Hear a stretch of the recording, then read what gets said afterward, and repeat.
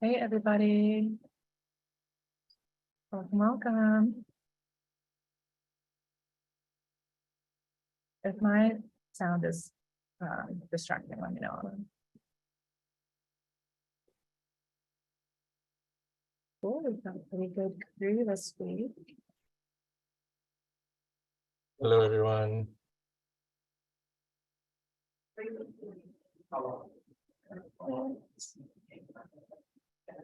We'll wait for just a couple more minutes and start, Becca. In the meantime, I always like to do this at the beginning. If y'all want to use the webinar chat, you can type in, where you're located, how many listings you have. I will ask that if y'all keep the chat to commentary. If you have any questions, please use the Q&A. It's way easier for us to keep track of that. I'll try to, keep an eye on the webinar chat. But generally, any questions, please put those in the Q&A. Keep those up, because if you see a question that you're also thinking of, you can upvote that and we'll be sure to answer that live. Otherwise, if there are questions that are sort of off topic, I'll probably just be chatting those to y'all individually. But cool, we've got people from all over North Carolina, Florida, a couple of people in Florida. Anurag, where are you based out of? I'm based in Chicago, Illinois. And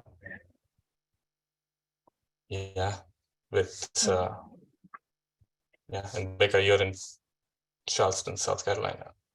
Normally, I'm coming from Puerto Rico, San Juan today. All right.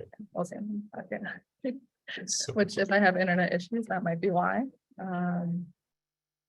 But cool, a couple minutes past now. We've got about 60 of you with us. I think probably ready to take it away. Anurag, if you want to kick us off. Yeah, perfect. Sounds good. Thanks everyone for joining in. This is our June product update webinar. So everything that you're seeing here should already be available in your account.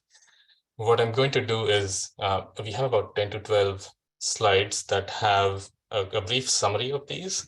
I'll go through these when needed. I'll jump into the product and show these things as well. As and when you have questions, feel free to ask them. And between Becca and I, we'll try to either answer the questions live here, like Becca said, or on the chat, or if needed, we can also follow up later. Cool. That said, many of you hopefully have already seen these updates in our in-product pop-ups that we show in our blog as well as our newsletter. So if you saw them in one place but not in the other, be sure to subscribe to the right place or come into the product so you see these things. But the primary updates this month have been in expanding what our minimum stay capabilities are, both in terms of our recommendations, as well as in terms of workflows, what can be done, what was already possible but has been enhanced. The second one, which is especially useful for folks with multiple properties, anything more than 2 or 3, where we have improved the multi-calendar workflow quite a bit, so that it's just easier to do things and access things a little faster. The third one is market dashboards. I'm not sure if everybody here uses market dashboards, but market dashboards is how, even if you don't have a property in a particular region, you can access market data in our product.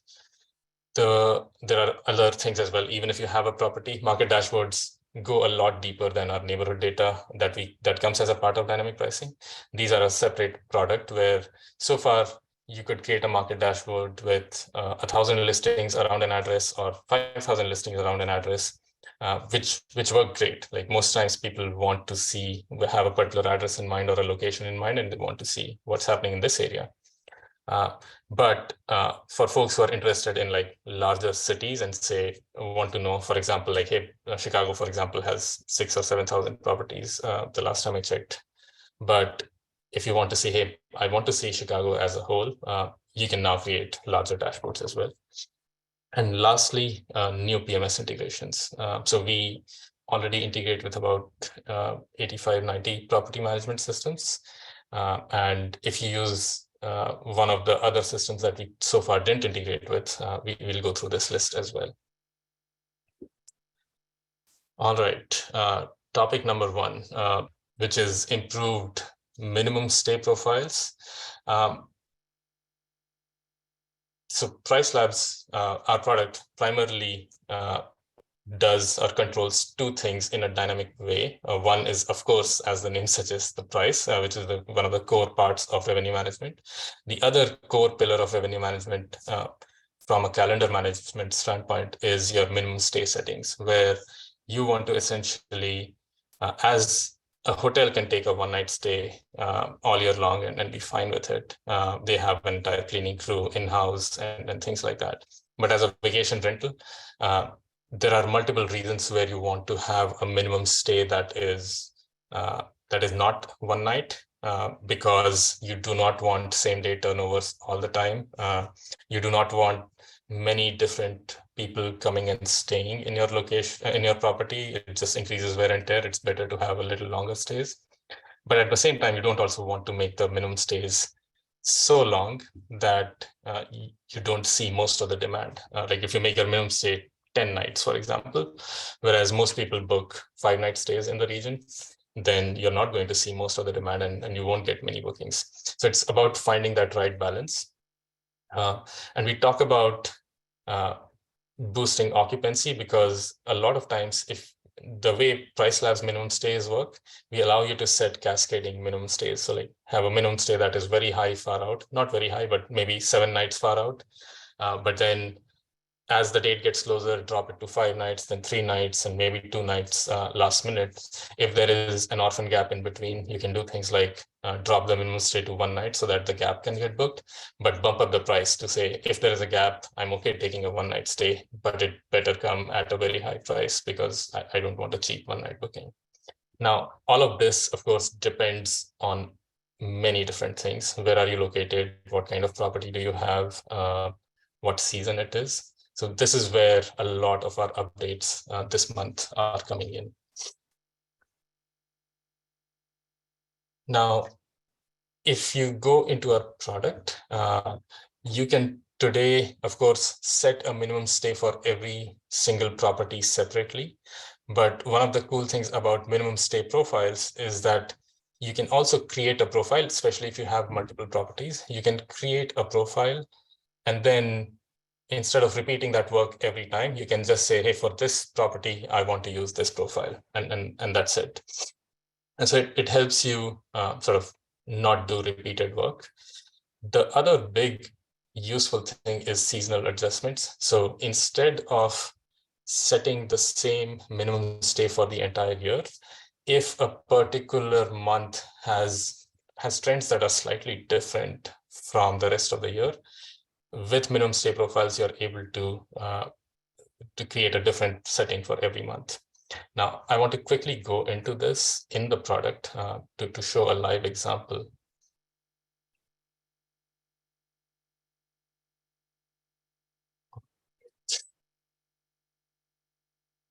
I have my multi-calendar pulled up here. Multi-calendar sits right here in the dynamic pricing menu. I have my customization page pulled up here, which is also in the dynamic pricing menu. And then the last one, which is the main dashboard everybody lands on, is the review prices pricing dashboard, where you can go through each property one by one. Very quickly, I want to jump into one of these properties. I think it's this one, and show you what the customizations look like here. If I go to the stay restrictions menu, of course, I can see here that my minimum stay settings are currently coming from the account level. All right, I got feedback that I'm going too fast. Let me slow down a little bit. So let me pull up property 3 on our pricing dashboard. All right, can everyone follow me at this point? If I go into the customization settings, you will be able to, the first tab that we come to is the stay restrictions. And this is where a lot of the updates this month have come into. I'm going to turn this switch on. And once I turn this on, you will see that there are multiple things available here. The first one, the very first one, the yellow bulb icon essentially says, hey, we have some setting suggestions that we have available for you. The next one says, do you want to select a particular profile that you have already created? And we'll come into how to create this profile. The next one is saying, okay, if you don't want to select one of the preset profiles, you can just go and say, let me just key in these numbers. I want a minimum stay of 3 nights here for weekdays and 3 nights for weekends. When there is a gap in my calendar, when there is a 1 night gap, or when there's a gap between 1 and 2 nights long, I want the minimum stay to be reduced so that it matches the length of the gap. You can also say that, hey, when it is the weekend, actually, I don't want, even if there is a gap, I don't want a 1 night booking because that can be a party. I do not want to be hosting parties. So you can say, if it is the weekend, then I want to say my minimum stay should be just 2 nights, even if there is a gap. I do not want that. Now, remember, my minimum stay was 3 nights here. I can always go and say, make my minimum stay 2 nights when a date is within the next 10 days. This helps when, for example, as a date gets closer and closer, the chances of it getting booked keep reducing because there is lesser days to fill. So like there is lesser opportunity. So now you're saying, hey, instead of sticking to my 3 night minimum, if it is this close in, I'm okay with a 2 night minimum. On the flip side, you can say, I really don't want a 3 night booking 6 months out because then that means I can't take a longer booking around it. So you can actually say, make my minimum stay 5 nights if it is more than 180 days out. And that means as much as possible, more than 6 months out, if somebody's booking, you want a big chunk of bookings and then fill up the gaps with smaller ones. All of these rules are created in PriceLabs. They translate into these on your calendar where you see the moon sign. That's where once I save it, it will show what these rules translate to be on your calendar. And if you click sync now, these rules will go into, if you have directly connected Airbnb or Vrbo, it will go there. If you are connected via a property management system or a channel manager, we will publish these to them and they will then publish it to the OTAs. So these are not just setting suggestions that sit in PriceLabs. They are, once you apply them, they also go to the OTAs. Now, I keyed in all of these numbers, but every location is different. Every property type is different. Larger homes tend to get longer bookings. Smaller homes tend to take more shorter bookings. What we do in our setting suggestions is you can essentially pick whether you're short-term stays or you're more focused on mid-term stays.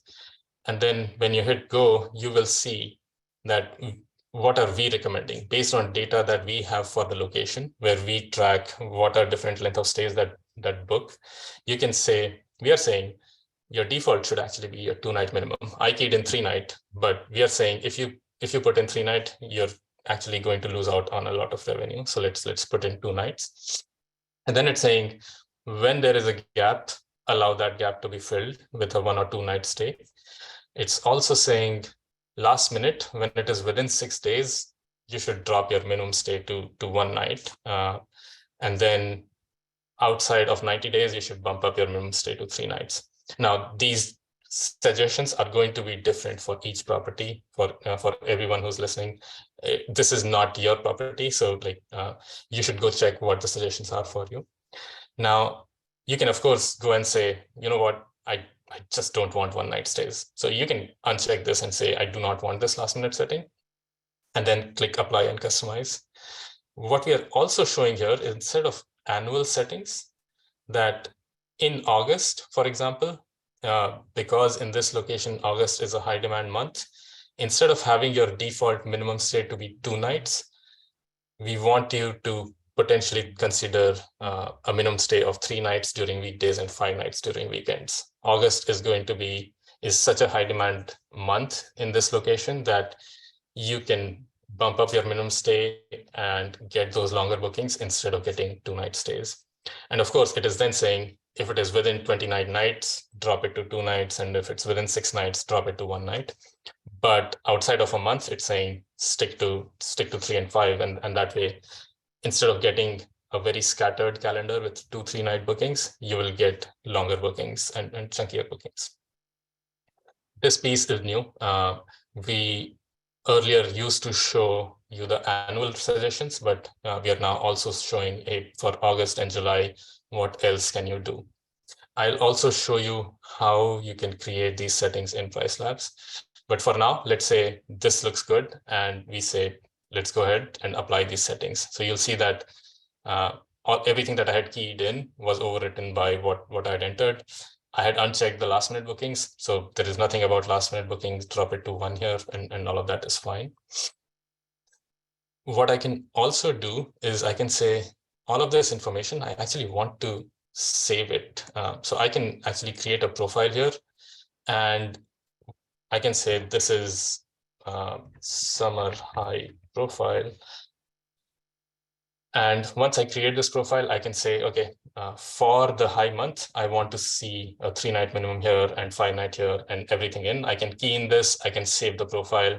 And once I've saved the profile, I can go here to the seasonal settings, and I can say, you know what, PriceLabs was suggesting that for the month of August, let me delete these existing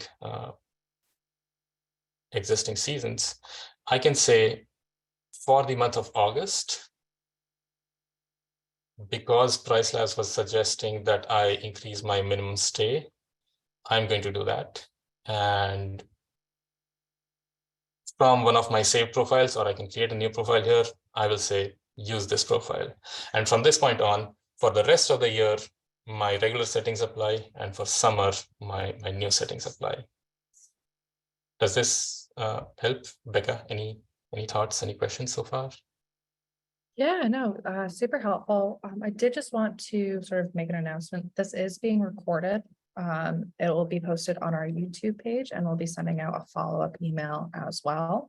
I think that I failed to mention that in the beginning, but if you do have to hop off early or anything, don't worry about it. This will be sending out. All right. I think that's it. Yeah. All right, sounds good. So the next thing that I wanted to specify, we have talked about this summer profile, and you can see that you can create profiles here. You can also create profiles in from wherever. If you want to select a listing level profile, you can select a profile there. The place where you go to manage all of these profiles is the customizations page. And in the customizations page, you have account level settings. If you have many properties, you can create group level settings, but minimum stay profiles is where you go. And you will see that I have all of these different profiles created here. And I can always go and create a new profile here. I also have many profiles available, but only 5 of them or 6 of them showing up here. And that's happening because as in when I want to say, hey, I've created too many profiles and some of these I'm not using anymore, I can go and say, I want to archive this profile. We have some customers who have created 1890 profiles over time, and they're not using some of those anymore. You can go ahead and archive profile so that archive a profile so that your view looks a lot cleaner. Vika, anything to add on this one? Nope. I think if you could show, if you go back to the listing level and show how to see those details for the seasonal suggestions again, I think that would be helpful. Perfect. I will show those suggestions. I'll also very quickly, for anyone who might have missed it, show how do we come up with these suggestions to begin with, because I think that's a useful thing in itself. But when you review prices for a property, on the left panel, you have customizations. You click on the customizations, and the first tab is stay restrictions. When I turn on the minimum stay settings, I have the button that says setting suggestions available. And if I click on this and say, specify what my preference is, I can see these are annual settings. And then for each month, there is a blue eye that when you hover over, it will show you, okay, for this month, what are we suggesting? For July, what are we suggesting? This is a mountain market where both spring and summer are high season. So you're seeing that for those differently behaving pieces of parts of the year, we're coming up with new suggestions. These suggestions are created for you to review. We think minimum stays is something very, very personal. So, so far, we update these about once every 2 weeks. And in most cases, these don't really change as much, unless if your listings performance is not as good or it is outperforming the market, they might change. But we do want you to come in every once in a while and review these. We don't apply these as the settings change. We don't auto apply those settings. Very quick note on prefer short-term versus prefer midterm. We think of midterm rentals, somebody preferring midterm rentals as somebody who says, I want most of my bookings to be 14 nights or longer. The thought here is there are plenty of locations or circumstances where it is not necessarily a touristy market where 3, 4, 5 night stays are very common. It could be a market where it's, or there could be regulations that require you to not take too many shorter stays. So in that case, you can say, I prefer midterm, show me suggestions for that. And for short term, it's open season in some ways. You say, hey, I'm okay taking 1 night, 2 night, 3 night. We look at all kinds of demand. You still have the capability to say, like, look, 1 night is not really what I want to do. Let me turn it off. And that won't apply anymore. A quick note on how we get these recommendations. So if you click on this, how do we recommend these settings? We have a fairly good write-up on here in our help article. I'll quickly show what this means. Essentially, for every date in the future, we are looking at what kind of demand books is expected to book. And then we run all kinds of what if analysis in some ways to say, okay, if this is your calendar and you take a 2-night booking for 15th and 16th, if you take a 2-night booking, then you're potentially losing out on taking all of these potential 4-night bookings that could have started on 12th, 13th, or 14th. And so by taking that 2-night booking, you have reduced your chances of getting a 4-night booking. And we then run analysis on like, okay, by taking this 2-night booking, you're getting some guaranteed revenue, right? Like you made some money.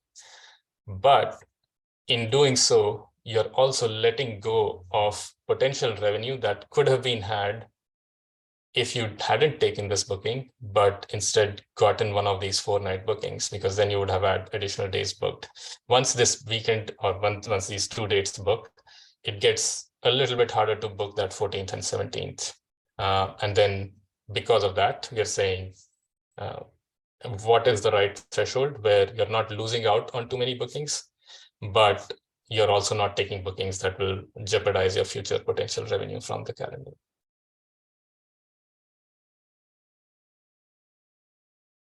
Cool. Anything to add, Becca? Anything else that we should focus on? No, I love that you actually went into the hows and the whys. I think that we've covered this pretty good. Do you think that in the future we might have an availability to export the seasonal suggestions? That is something that would be useful, because at least today, you can look at these suggestions, but you can't really, you have to then key in those numbers. One of the things that we are thinking of is, can we just say, hey, this looks great. Can we create a profile so that I can then just assign it to the month of August? But we're not there yet.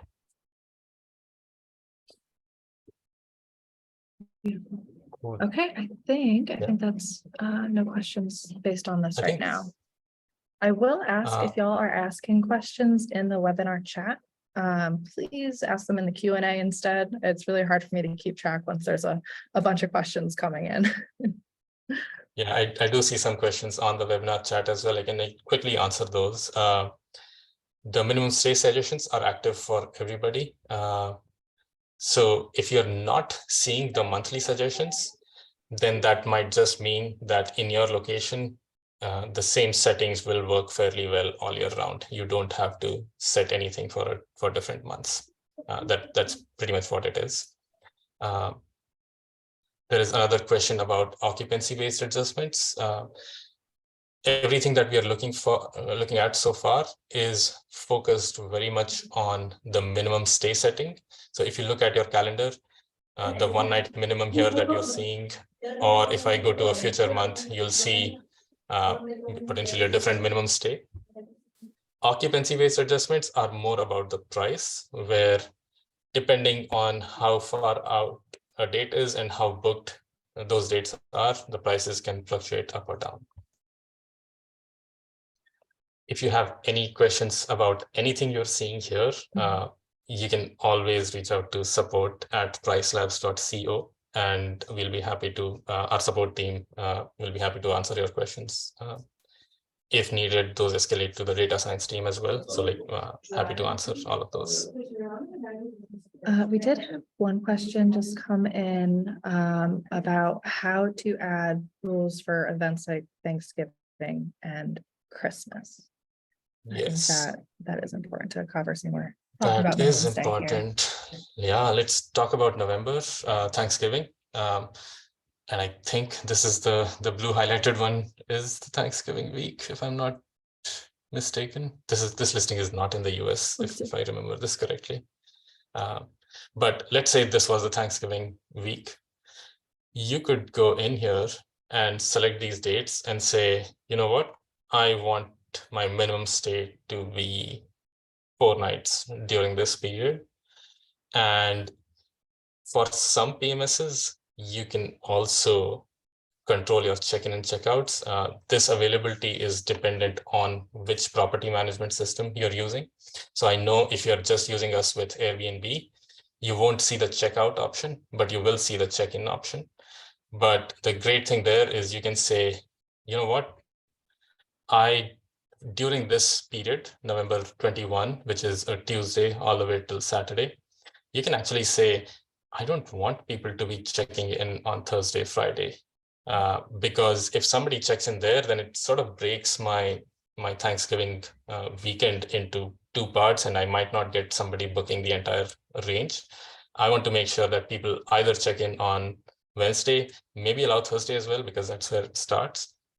But definitely nobody checking in on Friday and Saturday, right? This is only for Thanksgiving week, which is Thanksgiving, for those who are not from the US, is the Thursday of that week. And then usually people get Friday off as well, and then Saturday, Sunday, which makes it a 4-day weekend. It's one of the biggest travel weekends in the US.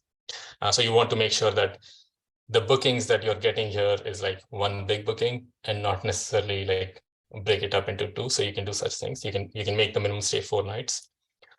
And what you can also do is you can go to the advanced override settings, and then you can say, you know what, I actually want to do this for the next year as well. So like, let's hop on to 2024. Instead of forgetting about it, let me just go and make sure that that I'm doing this for the same thing for next year as well. And you can add another date range for 2025 as well. And that sort of covers you in that way. Does that make sense? Once you add it, you will see it show up as a band on your calendar. I think I made some mistake and it didn't. Mm-hmm. But essentially, you come here, you say, I want a 4-night minimum for these dates, and that's it. You have a 4-night minimum from now on. Once after this, if I sync prices, we will be sending 4-night instead of 1 night for those dates. Perfect. On the sort of the same note as date specific overrides, we did have somebody ask how they can set up a seasonal, like Saturday check-in, check-out requirement. that's also going to be Yeah. done via these date-specific overrides. But instead of just selecting those 4 dates, you'd probably Correct. select the entire season. And then, Yes. yeah, just So set up the check and check out there. exactly. So what you can do, for example, is you can say, you can of course drag on the calendar, but if you want to select, for example, the entire like range of 2-3 months, then it's better to just select dates from here and say, you know what, for these dates, I want to make sure like different people do it differently, but some folks say I don't want Saturday check-ins. Some people only want Saturday to Saturday. So like depending on what you want to do, you can say during summer in my location, everybody just works Saturday to Saturday.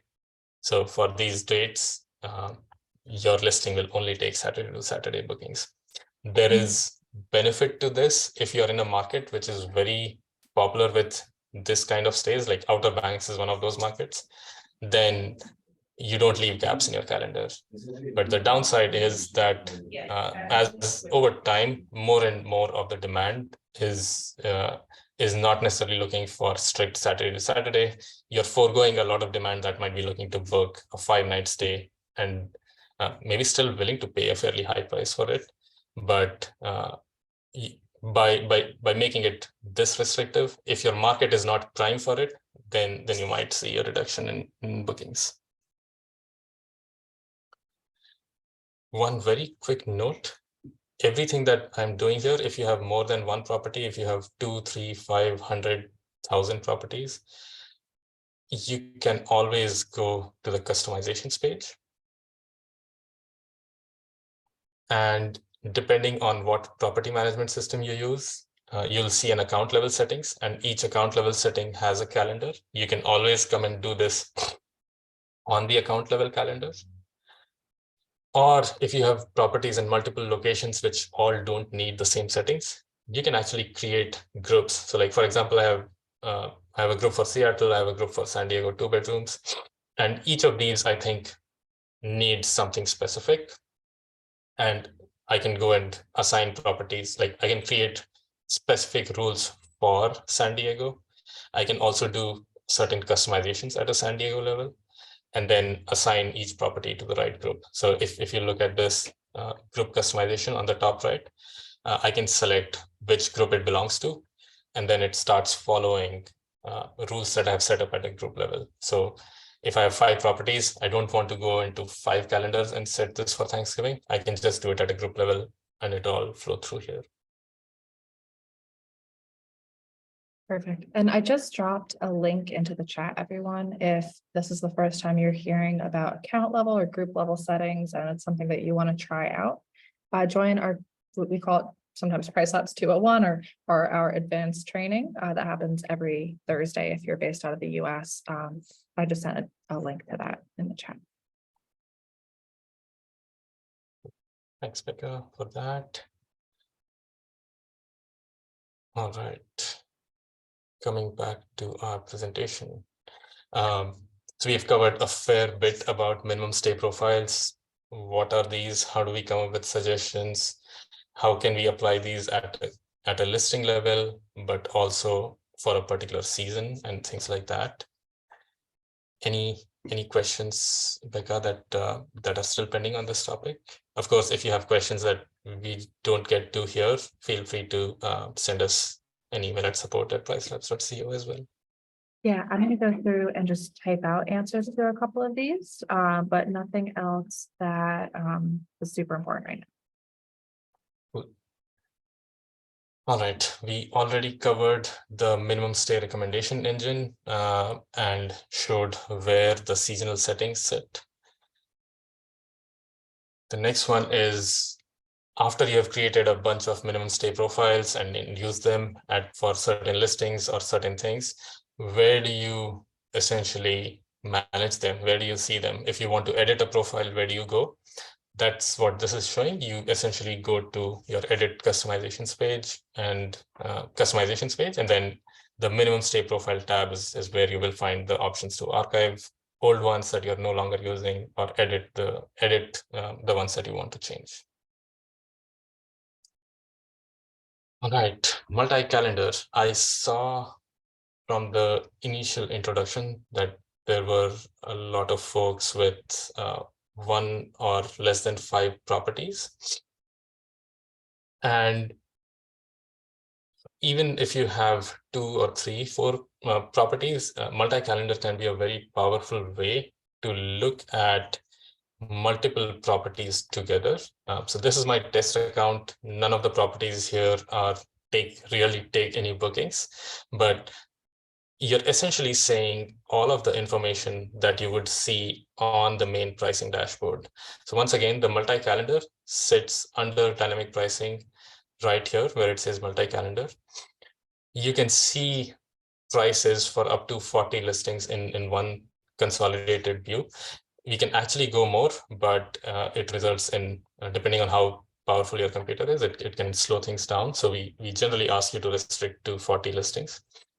But you can essentially look at, instead of scrolling through, like the way to look at, if you're reviewing 5 listings, then you can of course review the first one, make changes, then go to the second one, make changes here as needed, go to the third one, and for a deep dive, this works great. But there are times when you have half an hour and you say, hey, I want to just quickly go in and see what's happening where. Or if you have a very large portfolio, you want to quickly see, okay, what's up, what dates are booking, what dates are not booking, which properties are not booking very well. And you can then pull up this multi-calendar where you can filter whatever listings you want. For example, I have pulled up all the properties with a particular tag. You can also save filters. This was last month's update. You can create saved filters so that if you have many types of properties, you just create views, save views. But I've pulled up a particular tag, and for that one, I'm able to see what is happening in my calendar. What are prices reasonable? Are they too high? Are they too low? Essentially. And on here, one of the enhancements that we have made in the last month is this panel that you're seeing. We are making multi-calendar as powerful as the main dashboard. Anything that you're able to do on the main calendar, you should be able to do it here as well. And as a part of that exercise, when you click on the context menu here, the 3 dots on the top left, you will see all the options that you see on the calendar. Sync now is essentially, you have made some changes and you want them to go live on the PMS or on Airbnb or on Vrbo. You click sync now so that instead of waiting overnight for our usual price updates, the price updates are queued up right away. Save and refresh is essentially, I basically selected these dates and I made the minimum stay 3 nights. And now I want to see that change show up here. So I'm going to then click save and refresh and see what happens. Similarly, there is view overrides. So I've created overrides on this listing and I want to see what overrides exist. Instead of scrolling through the entire calendar and trying to spot these black bands, I can click on view override and it will show me, okay, for this listing, you have created an override for a 4-night minimum stay for Thanksgiving, which is gives me a understanding of everything that's upcoming here. Similarly, adding overrides. So for example, maybe for a date in the future, I want to add overrides. I don't want to necessarily scroll to that and click and drag. I can just do this here, select whatever date range. Editing customizations, it's a fairly basic thing. The same minimum stay settings, discounting, occupancy adjustments, everything is here. You can make edits there. Base price help, neighborhood data, and hotel data, they're all showing you suggestions or data about the market. So for example, these are the same things that you see on the main dashboard. Neighborhood data sits right here on top. Hotel data sits right next to the neighborhood data. They're all 3 tabs in our product. And then base price help is essentially letting you choose, helping you identify whether your base price should move up, move down, where are you compared to the market, and things like that. But all of that is available in this multi-calendar view as well. So we have made this a lot more complete. And then the last one, for folks who want to quickly identify which property they want to dive into, but then say, look, I really prefer the big calendar. You click on this and it opens the same property calendar in a view that you might be more used to or you might prefer working with. So essentially trying to make for our larger customers this as the main place where they start their day on PriceLabs. Becca, anything else you wanted to add? Nope, nothing right now. Right. Right, so we looked through this, all the different options. One of the reasons we made this is a lot of these settings already had existed as separate columns on our dashboard. But if you scroll to the right and you wanted to look at future dates, future months, then those columns would disappear. So like if I made this a 5-night minimum and I wanted to bump up the price by 10%, I could do that. But now if I wanted to refresh these prices and see what would that change result in, you can always just click sync now and those rates would go in. I had to actually scroll back here and then find the button and click it. Now I can just stay in one place. I just made this change. I go here, do whatever action is needed. So essentially, hopefully improving the workflow for a lot of our customers a fair bit.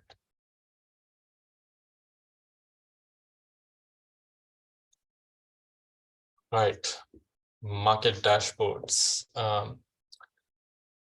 So to recap a little bit on market dashboards, today you can enter any address. You don't need to have a property in there. So if I switch back to the product for a little bit, market dashboards sit on the top menu. They are a separate product. They are different from dynamic pricing.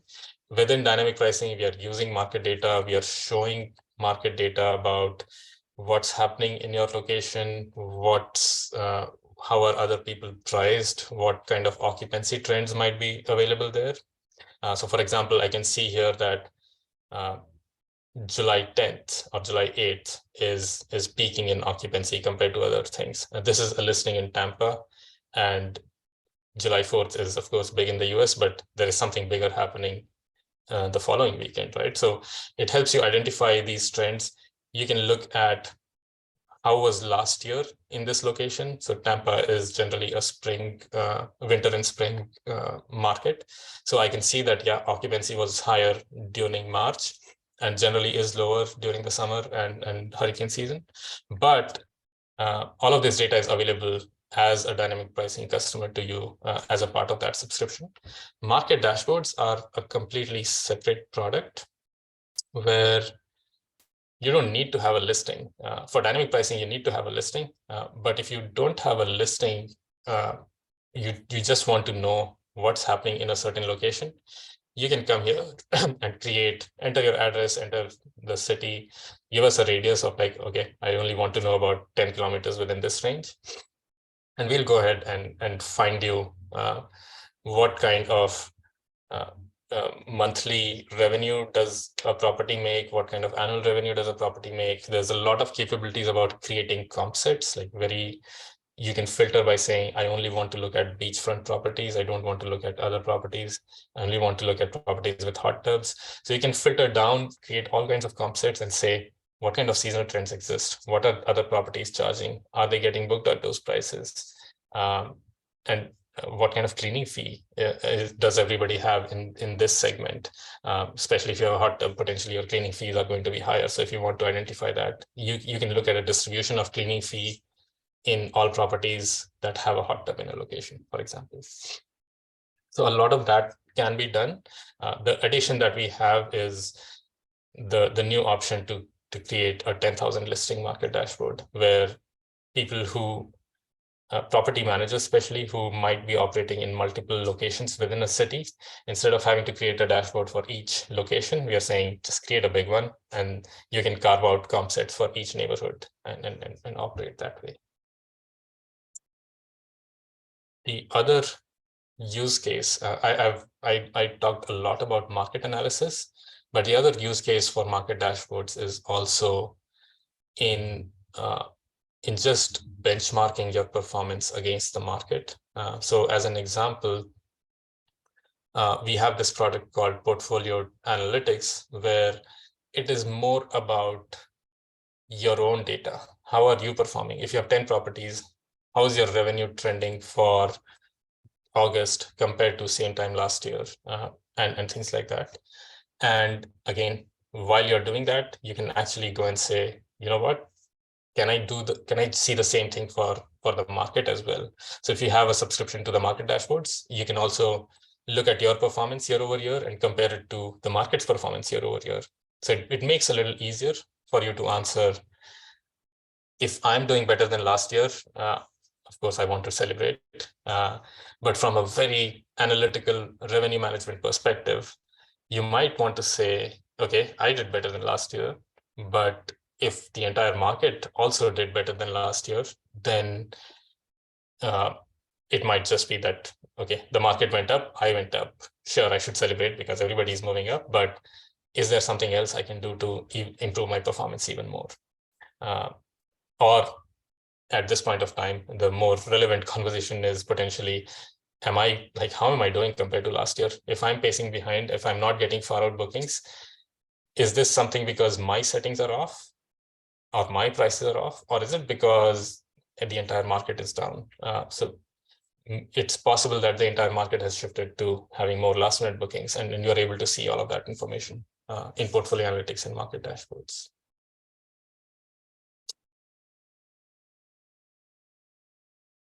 All right, the last topic we have is new integrations.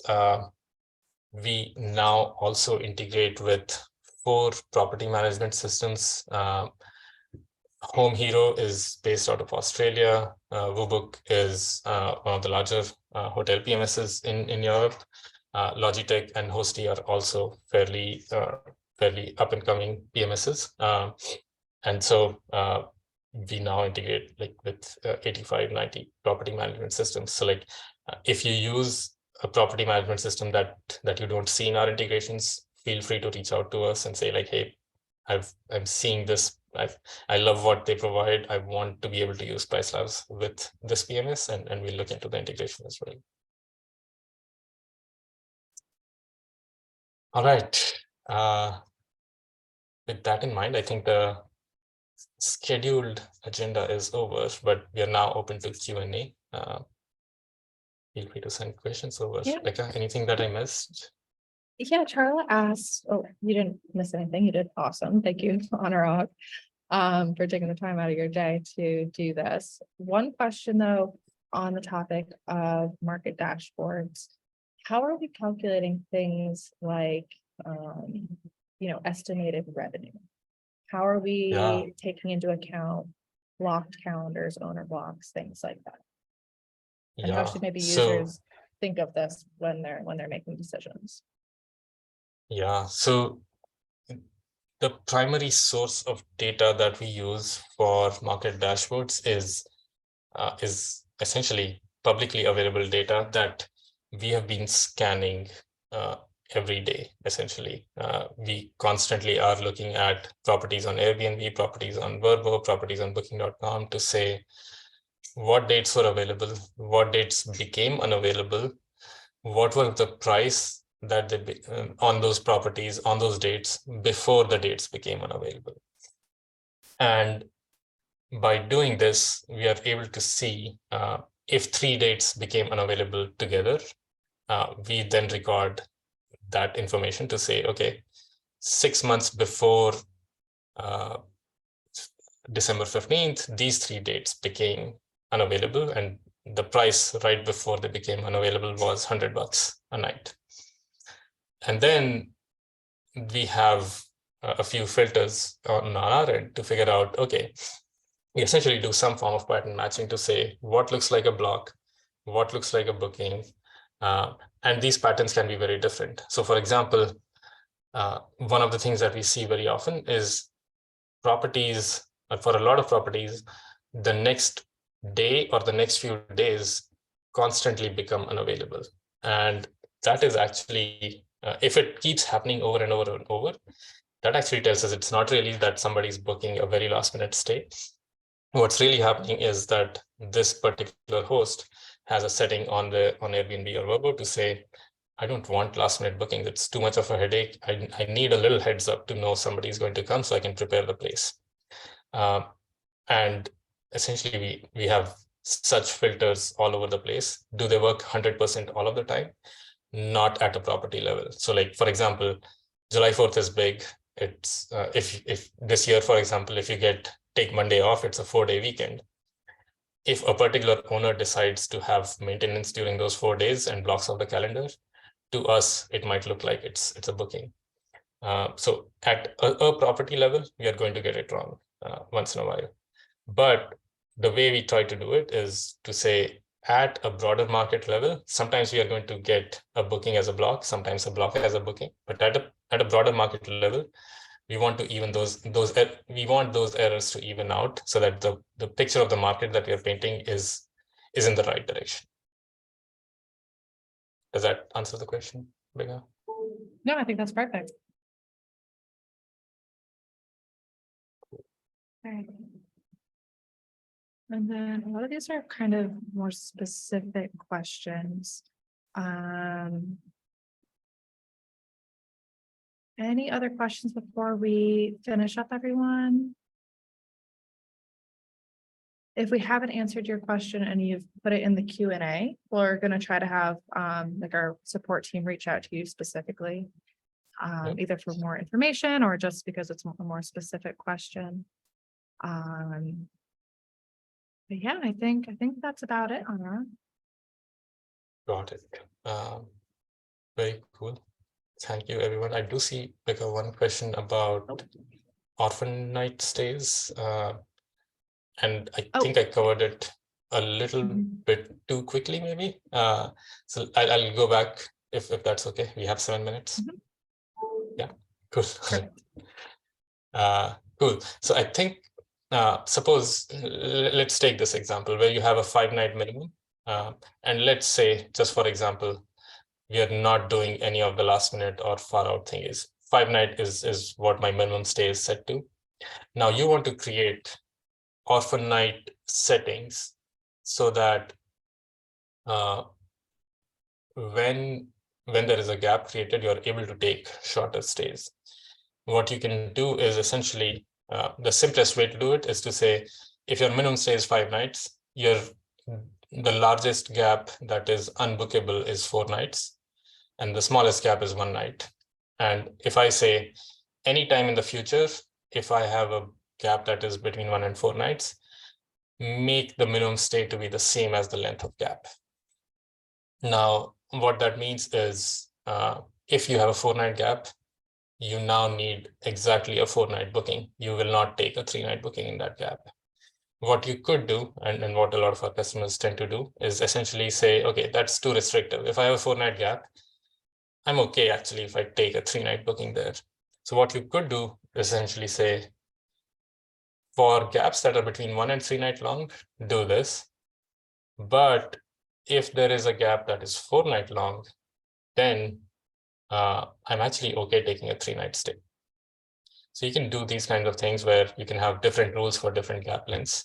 You can then also potentially say, look, I just never want a 1-night booking. In that case, you go and say, make my minimum stay same as the length of gap for 2 and 3 night stays.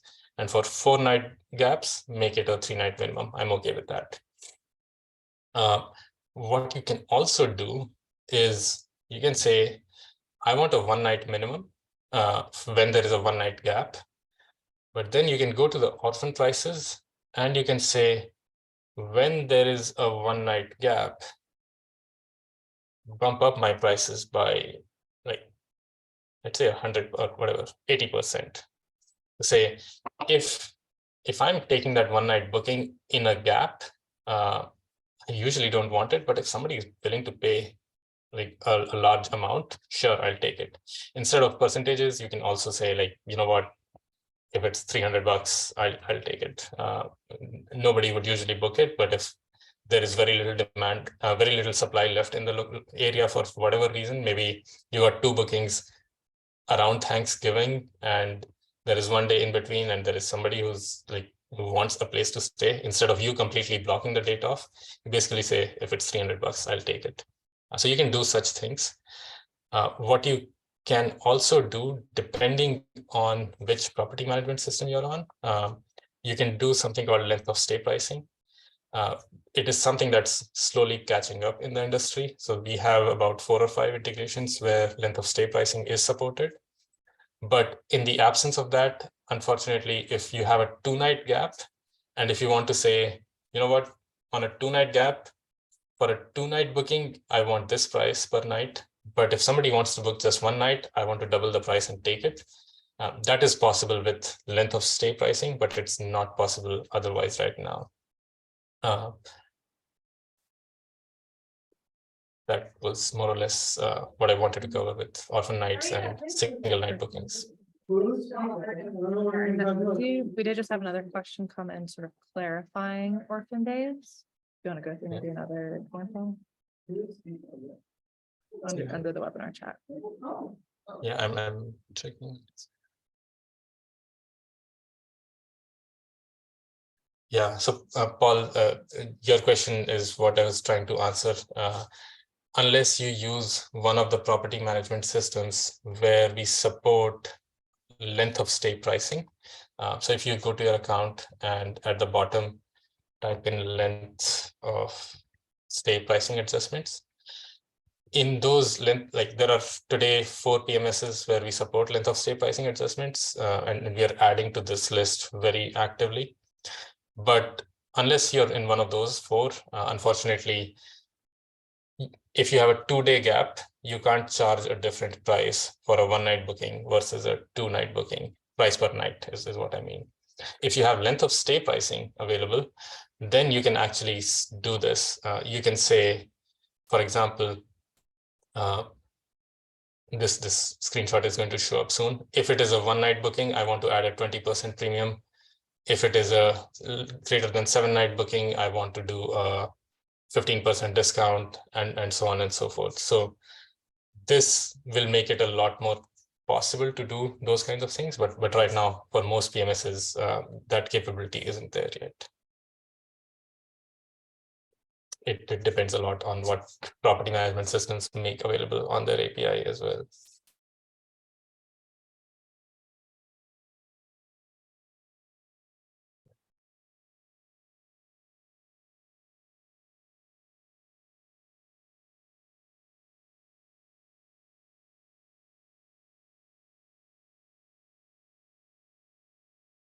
Any other thoughts, Becca? Sorry, it's kind of loud where I am now. I had a couple of questions about AI. I don't know that we need to dig into that. Yeah, Perfect. Yeah, I love it. happy to answer those as well. So like this is every time somebody asks me about AI, it becomes sort of a broader philosophical question. So there are multiple flavors to AI in some ways. The most recent in thing is generative AI. So like generating images, generating text. The text one, especially with ChatGPT, is very popular. But even before that, AI is essentially, think of it as anything that helps you make decisions or makes decisions for you. So in some ways, if you look at anything that is recommending prices, making them live onto your platforms, in some ways or the other, that is AI. It's not the kind of AI that is popular in common popular culture today. We are looking at the generative AI piece of it today to see if, and again, this is not going to be a quick thing that we roll out like next month, but what can it help? Like we have a lot of charts on our product, for example, right? Like how can we bring out insights from that so that folks who are not necessarily into reading charts can still get the insights that we are showing there. So there are a bunch of things that we are exploring. Nothing concrete here, but our data science team will keep looking at it. But pretty much everything that we are doing is, depending on who you ask, can be called as AI or not AI. If that helps answer the non-answer.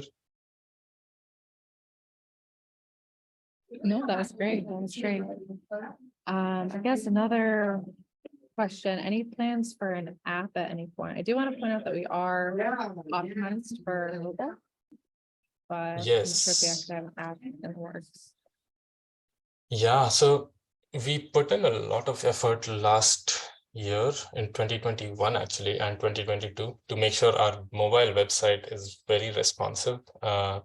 Everything that you're able to do on the web UI should be doable unless it's like a very, very edge use case. It should be doable on the mobile UI as well. And the mobile UI, I don't know if you've tried it yet or not, but I do encourage open it on your phone. You should be able to do most of the things there. We are definitely looking at revamping some of our, and then this is again one of those, it's not next month, it's not in 2 months, it's not potentially in 6 months as well, but we are always looking at, okay, what architectural changes should we make to our platform so that more things become possible. So some of that initial architectural work has started to see, okay, if we do this, would it make sense to support an app as well?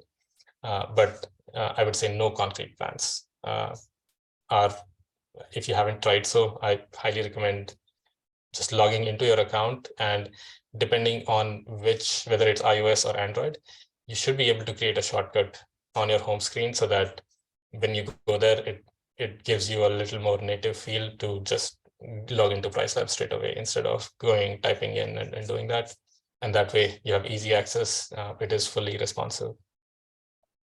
And I think on chat, we are sharing how to make a shortcut on iPhone so that you don't have to go to the browser and type it in. The PriceLabs app icon, and not really app, but the PriceLabs web page icon sits on your home screen so that you have easy access to it.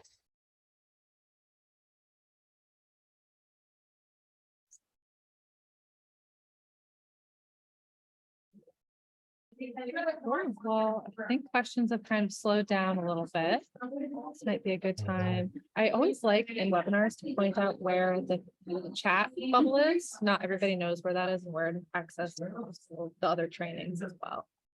All Looks like right. it's the trainings has been that way. Good. I can do that. All right. So if you go to, if you are on our landing page, or not our landing page, on the dashboard, on the bottom right, you will see this help plus chat button. And there are multiple parts to it. There is, of course, the home screen where you can search whatever you're looking for. So like a little while back, I typed in length of stay pricing. But if you want to look at, for example, how do I set up Orphanite customizations, or how do I prevent a gap? How do I prevent gaps in my minimum stay settings? You can go read that article and find out. So like for a lot of topics, we have very in-depth articles. Knowledge base is, instead of search first, it's basically saying, pick your topic. It's more like opening a book. Chat is, of course, you can start a chat and somebody from our team will answer your questions live. Email support is when like you don't need an answer right away, but you want to drop a note to say, hey, I'm trying to see how can this be done, and get that answer. Perfect. So if you do have questions about today's webinar or anything else, feel free to reach out to us either just via email, support@pricelabs.co, or via either chat or email inbox. Cool. If y'all have any feedback or anything else, do let us know.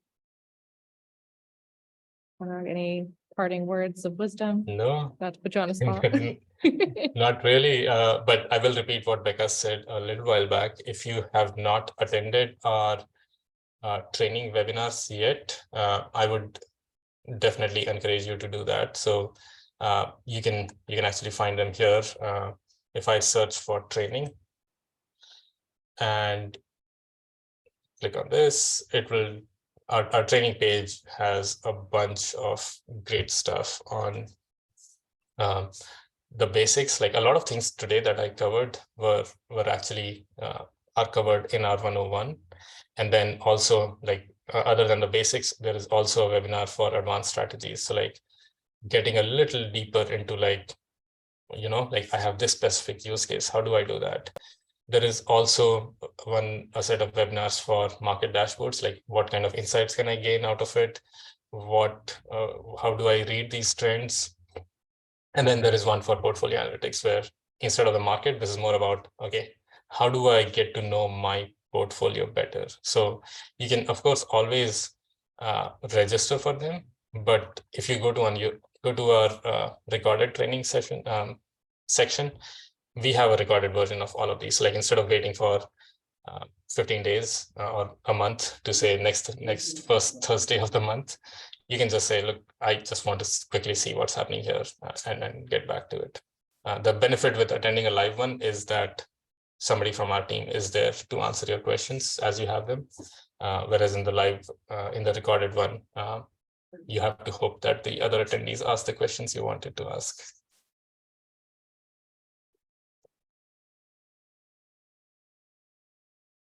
Perfect. All right. Awesome. Well, everybody, thank you so much for joining us on this Thursday afternoon or morning or evening or wherever you are. And I hope to see you all in a future webinar. Thanks so much. Bye, y'all. Bye, everyone.